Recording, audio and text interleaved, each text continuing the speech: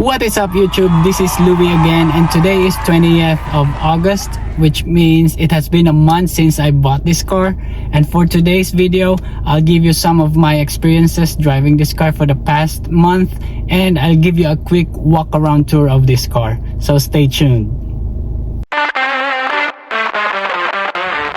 Okay, so starting with the front part is the headlights. LED headlights are standard to all trims, which is awesome. It is also paired with the honeycomb design grills, which is the grill for all hatchbacks and SI models. Sadly, there is no installed fog lights on this trim. You have to move up to touring and sport touring trims for it. But there is a piece of plastic that looks like you have them, so that will do.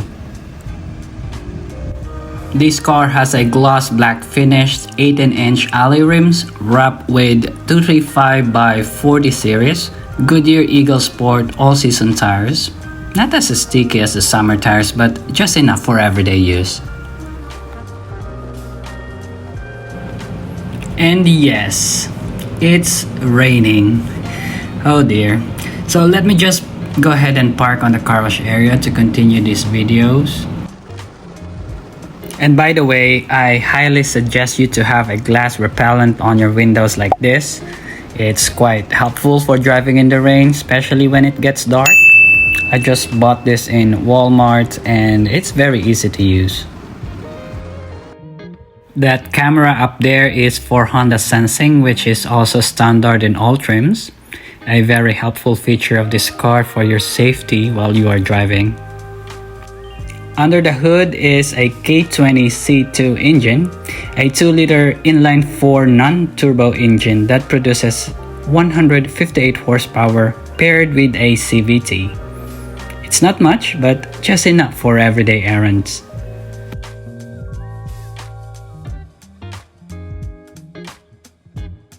You also have blacked out mirrors, but there's no heated mirrors and blind spot monitoring. You need to have an EX or touring trim to have those. We also have a cupless push-to-open gas tank. It locks and unlocks with the driver's side door. This is very convenient, especially to those who always forget to recap their tanks after filling.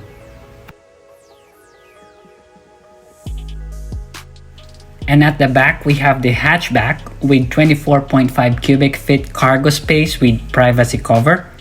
The back seat has 60/40 split that folds forward and gives you more space if needed.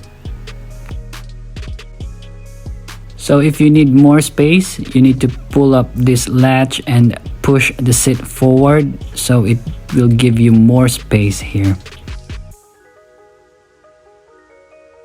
And this space here is where your spare tire and tools are located at. Thank you, Honda, for this. It's just not all of the cars nowadays come with this, so thank you, Honda. I love the tail light design here, but apparently these did not come with LED, but the brightness is still satisfactory.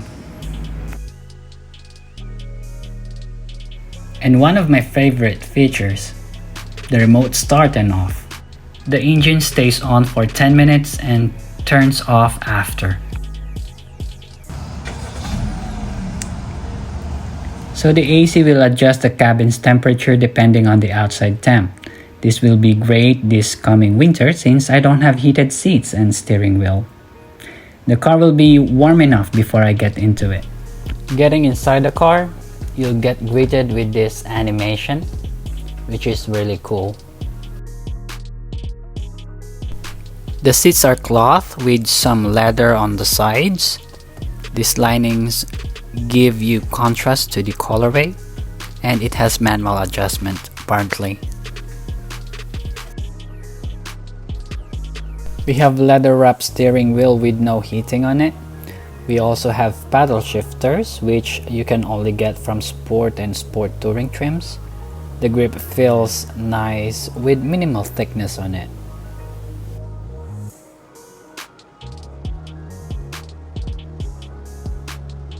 And this is the cluster gauge of the car. The left one is the digital and the right one is the analog. Its layout is driver oriented and very easy to understand and control. We also have push start button, which is very convenient too, especially when you are in a hurry and you have a lot of stuffs on your hand, for example.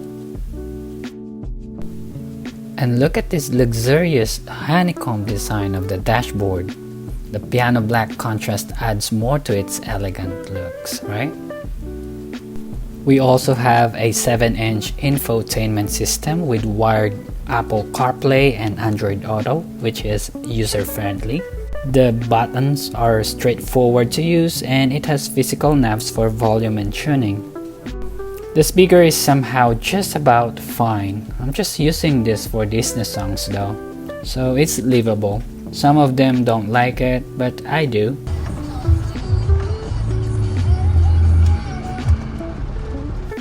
And unfortunately, I only have one USB port to charge my phone and for Apple CarPlay, so I bought this from Dollar Tree to give me 2 more USB ports for my wife and for my daughter. It works though.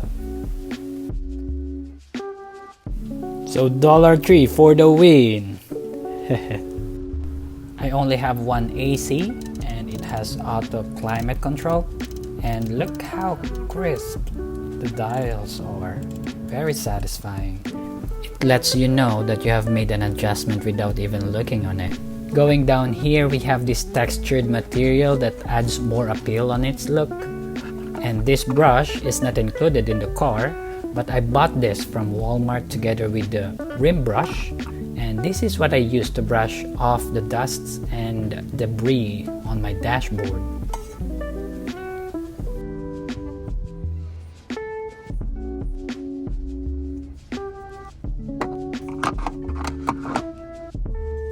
And I also have 2 cup holders here, big enough to fit my work mug on it. And 1 bottle holder in one of each door, right over there. And here, but I have some stuff in here, so sorry. So this toggle switch here is your mode selector, which again you can only have this in sport and sport touring trims. You can choose between normal, sport, and econ. I'm always on normal mode because I find it more fuel efficient, but I don't know, or maybe I just don't want the power restriction on econ mode. I haven't used the sport mode yet because I'm still on break-in period, so we'll have a separate video for that. This next button here is which everyone doesn't like that much. It is the auto idle button. So basically your engine will turn off when you make a full stop, like at the light or crosswalks, and turns on your engine again when you release the brakes, and it's so annoying. We have the e-brake here and the brake hold button. And let's check the reverse cam. And it's crap. So we have different modes in here. We have the wide angle mode, we have the normal mode, and we have the top view mode.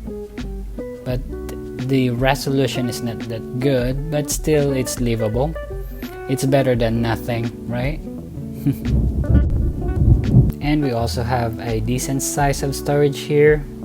And I'm sorry for my stuffs, I haven't cleaned my car yet. So we have a tray in here for some change, and these are my stuff. Sorry about this. And why do I have armbands in here? Anyway, this is deep and big enough to store some of your work stuffs or anything important that you need to carry.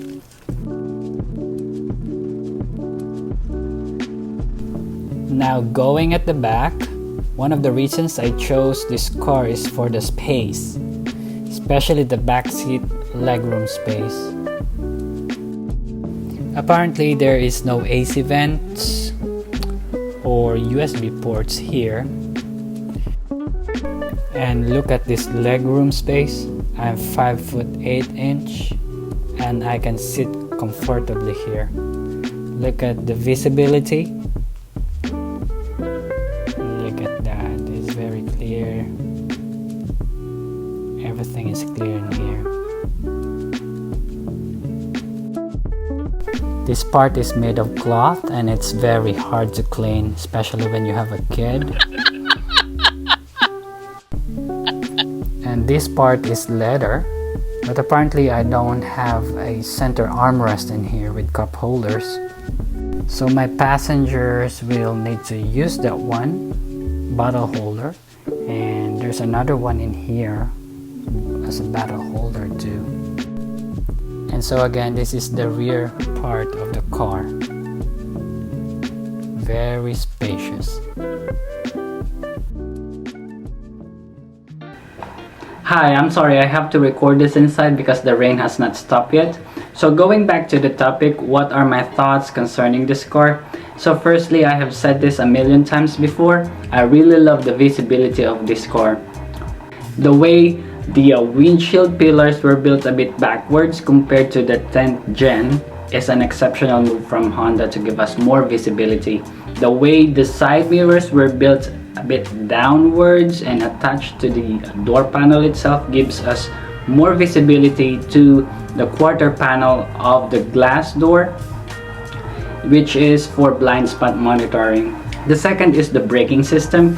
I really love the braking system of this car. It is reliable, and if you step on it, it is not soft, it is not spongy, it is firm, and it is sturdy enough that you will trust the car that it's gonna stop the way you want it to stop, if that makes sense. The braking system is so tuned that the size of my wheels did not affect on how my car stops when I want it to.